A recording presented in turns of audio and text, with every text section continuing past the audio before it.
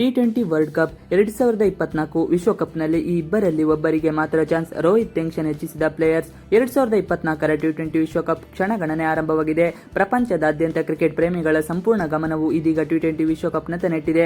West Indies ಮತ್ತು US ಅಲ್ಲಿ ನಡೆಯುತ್ತಿರುವ ಈ ಮೆಗಾ ಟೂರ್ನಿಗಾಗಿ ಕ್ರಿಕೆಟ್ ಅಭಿಮಾನಿಗಳು ಕಾತರದಿಂದ ಕಾಯುತ್ತಿದ್ದಾರೆ. ವಿಶ್ವಕಪ್ನಲ್ಲಿ ಭಾಗವಹಿಸುವ ದೇಶಗಳು ಈಗಾಗಲೇ ತಮ್ಮ ಪ್ರಕಟವನ್ನು ಮಾಡಿದೆ. ಹಾಟ್ ಫೇವರೇಟ್ ಆಗಿ ಕಣಕ್ಕೆ ಇಳಿಯಲಿರುವ ಟೀಂ ಇಂಡಿಯಾ ಈಗಾಗಲೇ ತಂಡವನ್ನು ಪ್ರಕಟಿಸಿದೆ.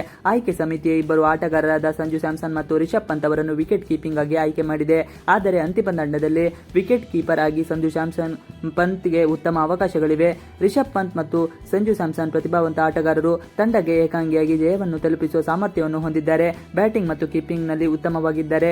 ರಿಷಬ್ ಪಂತ್ ರಸ್ತೆ ಅಪಘಾತದಲ್ಲಿ ಗಂಭೀರವಾಗಿ ಗಾಯಗೊಂಡು 1.5 ವರ್ಷ ಕ್ರಿಕೆಟ್ ಆಡಿರಲಿಲ್ಲ. ಕಳೆದ ಐಪಿಎಲ್ ಸೀಸನ್ ಅನ್ನು ಸಂಪೂರ್ಣವಾಗಿ ಮಿಸ್ ಮಾಡಿಕೊಂಡಿದ್ದರು. ಅವರು ಗಾಯದಿಂದ ಚೇತರಿಸಿಕೊಂಡು ಮತ್ತು ಸಂಪೂರ್ಣ ಫಿಟ್ನೆಸ್ ಅನ್ನು ಮರಳಿ ಪಡೆದು ಇತ್ತೀಚಿನ ಆವೃತ್ತಿಯಲ್ಲಿ ಪುನರಾಗಮನ ಮಾಡಿದರು. ಐಪಿಎಲ್ 2024ರಲ್ಲಿ ಅವರು ಬ್ಯಾಟಿಂಗ್ನಿಂದ ಮಿಂಚಿದ್ದರು. ವಿಕೆಟ್ ಹಿಂದೆ ಸಹ ಅಬ್ಬರಿಸಿದರು. ಆದರೆ ಸ್ಪಿನ್ ಬೌಲಿಂಗ್ ಎದುರಿಸಲು ಕಷ್ಟವಾಗುತ್ತಿರುತ್ತಿತ್ತು. ಐಪಿಎಲ್ 2024ರಲ್ಲಿ ಪಂತ್ ಬ್ಯಾಟಿಂಗ್ನಲ್ಲಿ ಮಿಂಚು ಹರಿಸಿದ್ದಾರೆ. ವೇಗಿಗಳ ಬೌಲಿಂಗ್ ವಿರುದ್ಧ ಪರಿಣಾಮಕಾರಿಯಾಗಿ ಆಟವಾಡಿದ ಪಂತ್ ಸ್ಪಿನ್ ಬೌಲಿಂಗ್ನಲ್ಲಿ ಕೊಂಚ ಕಷ್ಟಪಡುತ್ತಿದೆ. ಇತ್ತೀಚಿನ ಆವೃತ್ತಿಯಲ್ಲಿ ಪಂತ್ ಕೇವಲ ಸ್ಪಿನ್ ಬೌಲಿಂಗ್ಗಳಲ್ಲಿ 5 ಬಾರಿ ಔಟ್ ಆದರು.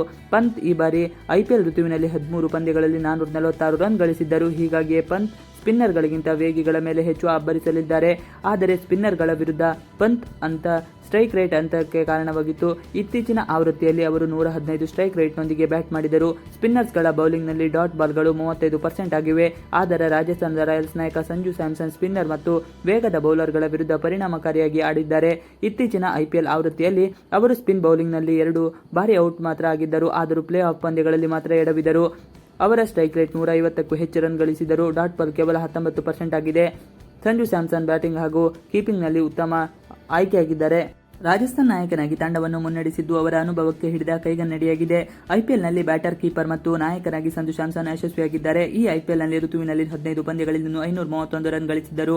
ಟಿ20 ವಿಶ್ವಕಪ್ 2024ರ ಆತಿಥ್ಯ ವಹಿಸಿರುವ ಅಮೆರಿಕ ಮತ್ತು ಕೆರಿಬಿಯನ್ ನಿಧಾನಗತಿಯ ಪಿಚ್ಗಳಿರುತ್ತದೆ. ಅವರು ಸ್ಪಿನ್ನರ್ಗಳನ್ನು ಸಂಪೂರ್ಣವಾಗಿ ಸಹಾಯಕರಿಸಲಾಗಿದೆ.